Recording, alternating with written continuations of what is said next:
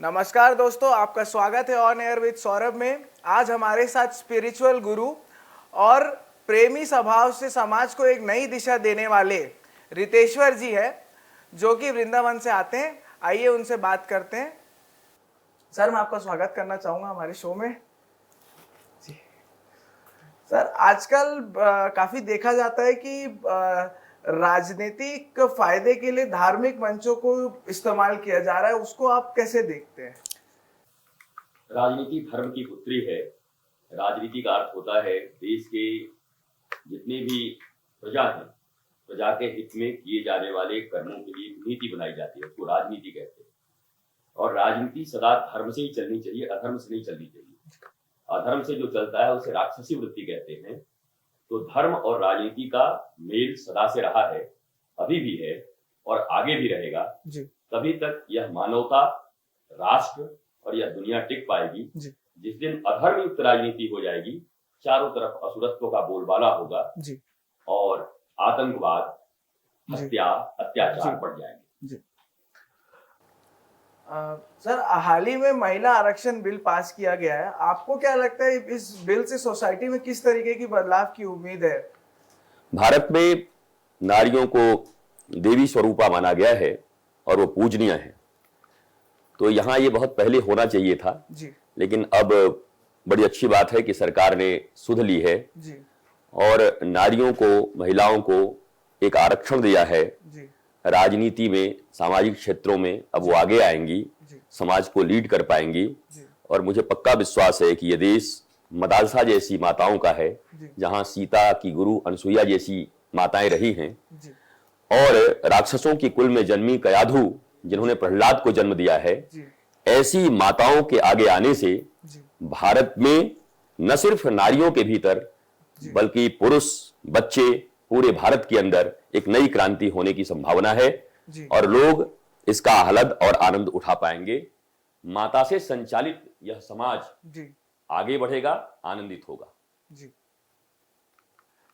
बनारस में, जैसे बनारस में देखा जाए या उज्जैन में काफी बड़े कॉरिडोर्स बनाए जा रहे हैं, काफी भव्य तरीके से नया एक नजरिया दिया जा रहा है देश में, तो उसको आप कैसे देखते हैं?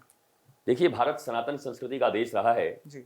जब भी आप राम, कृष्ण और शिव को याद करते हैं जी। तो अयोध्या, मथुरा, काशी आपको याद आ जाती है जी। ठीक वैसे ही जैसे पोप को याद करते हैं तो वेटिकन सिटी याद आ जाती है, ठीक वैसे जैसे मक्का, मदीना याद आ जाती है जी। तो यह तो पूरी दुनिया के लोग जानते हैं कि अयोध्या राम से जी।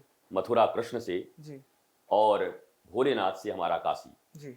तो कॉरिडोर बन रहा है जी। और इसके साथ साथ गुलामी की जो चिन्ह हैं उन चिन्हों को भी धीरे धीरे हटाए जा रहे हैं जी। और किसी भी स्वस्थ और सबल राष्ट्र के लिए जी। गुलामों का कोई चिन्ह होना जी। अच्छा नहीं होता। इसका प्रत्यक्ष उदाहरण चाइना है, जब वो जापान के अंडर में था, परंतु एक वर्ष के अंदर में जब वो आजाद हुआ तो उसने जापानीज एक एक नाम मिटा दिया, वहां पर जापानियों का नाम तक न रहा। जब आप आजाद हो गए, स्वतंत्र हो गए, तो आपको अपने वीरों के, हमारे भारत देश में वीर कम थोड़ी हैं, वीर अब्दुल हमीद भी हमारे ही वीर हैं। हम हिंदू, मुसलमान, सिख, ईसाई की बात नहीं करते, भारतीय वीर और जो क्षेत्रीय वीर हैं, छत्तीसगढ़ के जो क्षेत्रीय वीर हैं, इनके नामों पर यहाँ के सड़कों का नाम हो, उनके नाम पर यहाँ के मॉल्स बने, यहाँ की बिल्डिंगें बने, और हमारे जो मंदिर इत्यादि बाबर, औरंगजेबों के द्वारा ढा दिए गए थे, उनका पुनर्निर्माण जरूरी है आपके आत्म स्वाभिमान के लिए। आप ट्राइबल एरिया में काफी काम करते हैं, लगातार आप जाते रहते हैं, तो आपको क्या लगता है कि जिस तरीके से यहाँ पर कैपिटल में डेवलपमेंट हो रहा है, तो वहां पर भी उसी तरीके से डेवलपमेंट हो, उसके लिए हमें मतलब क्या करना चाहिए? मुझे ऐसा लगता है कि भारत राम और कृष्ण को अपना आदर्श पुरुष मानता है, भगवान मानता है, और भगवान राम और भगवान कृष्ण दोनों ही आदिवासी, मूलवासी और वनवासियों के लिए काम किए। तो भारत का कोई भी संतति, कोई भी संतान उन आदिवासियों के लिए, वनवासियों के लिए काम करके अपने आप को धन्य समझेगा और भगवान राम के पथ पर चलेगा। जैसा विकास शहरों में होता है वैसा ही विकास गांवों में होना चाहिए, क्योंकि मनुष्यता में भेद नहीं होती। शहर में भी मनुष्य रहते हैं और गांव में भी मनुष्य रहते हैं। कोरोना आया तो पहली बार पता चला, शहरों में रहने वाले वो 35 मंजिले पर मुर्गी के दरबे में जो लोग रहते थे, उनको भी स्वच्छ सांसें लेने के लिए पार्कों की जरूरत पड़ गई और उन्हें भी गांव के माहौल का जरूरत पड़ गया। तो भारत कृषि प्रधान और गांवों का देश रहा है, इसलिए गांवों में, पहाड़ों में, जल के नजदीक रहने वाले मूलवासी, आदिवासी और वनवासियों के बीच मैं सतत काम करता रहा हूं। नशा मुक्ति कैसे हो, उन्हें अन्न की कैसे प्राप्ति हो, उनकी शिक्षा कैसे हो, यह 3 चीजें भारतवर्ष में अगर लागू हो जाएं, निःशुल्क और उत्तम शिक्षा, निःशुल्क और उत्तम चिकित्सा, निःशुल्क और अविलंब न्याय, तो भारतवर्ष में रामराज्य आ जाएगा। गांव के लिए भी, शहर के लिए भी, मूलवासियों के लिए भी, आदिवासियों के लिए भी, वनवासियों के लिए भी, और देसी मुर्गी विलायती बोल जो लोग बोलते हैं उनके लिए भी। समाज में नशा एक बड़ी समस्या के रूप में देखा जा रहा है, यूथ में ये काफी ज्यादा चलन में आ रहा है। इस जो दुविधा, इसको ठीक करने के लिए क्या करना चाहिए हमें समाज में? देखिए, समाज के लोगों को ही जागृत होना होगा। सरकार के ऊपर हर कुछ छोड़ना उचित नहीं है। सरकार जनता बनाती है, और जनता को ही मांग करना चाहिए कि शराब बेचकर उसके टैक्स से चलने वाली सरकारें कभी असली सरकारें नहीं हो सकती।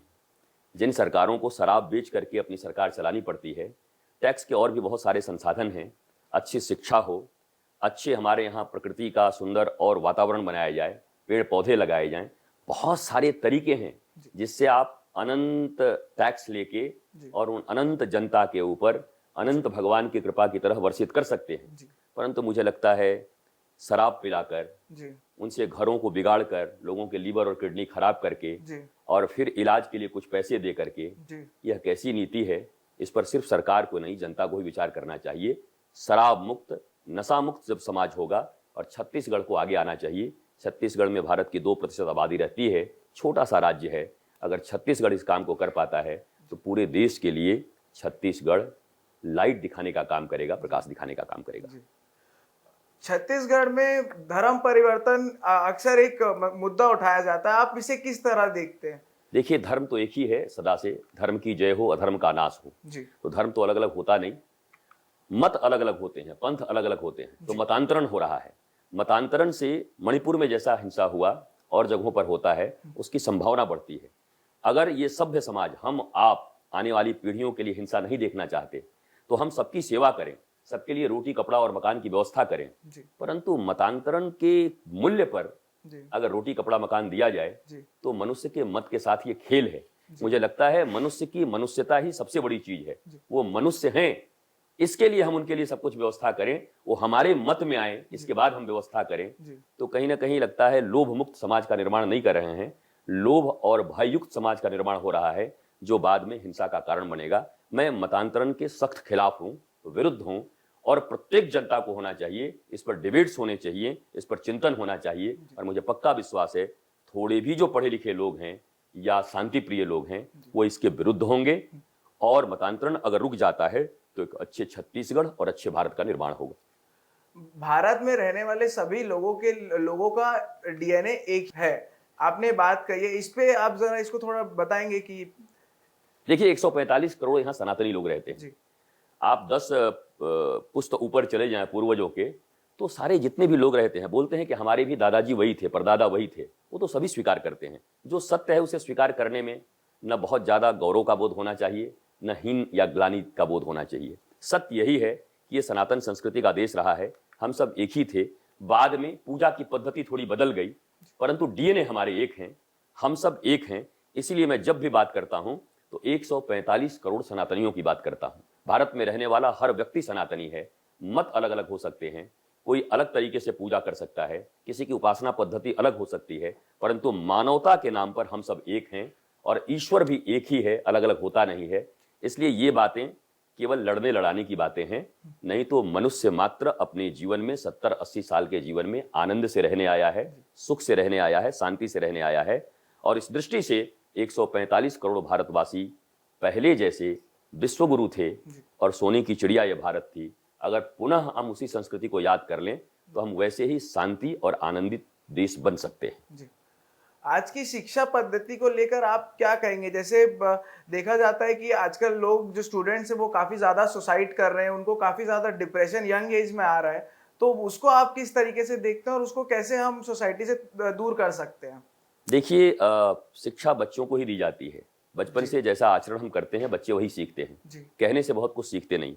हमारी शिक्षा व्यवस्था हमारी है नहीं, मैकॉले की शिक्षा व्यवस्था है, अंग्रेजों ने दिया हुआ है और उन्होंने लिखा हुआ है कि भारत शरीर से आजाद हो जाएगा पर मानसिक रूप से गुलाम रहेगा, और वो मानसिक गुलामी आपको दिखाई भी पड़ता है। कोई व्यक्ति संस्कृत बोले तो आप ऐसे करके देखते हैं, अच्छा बाबा जी बन गए, और कोई व्यक्ति ट्विंकल ट्विंकल लिटिल स्टार करे तो उसको बोलते हैं हाँ मेरा भी बेटा है ट्विंकल ट्विंकल लिटिल स्टार।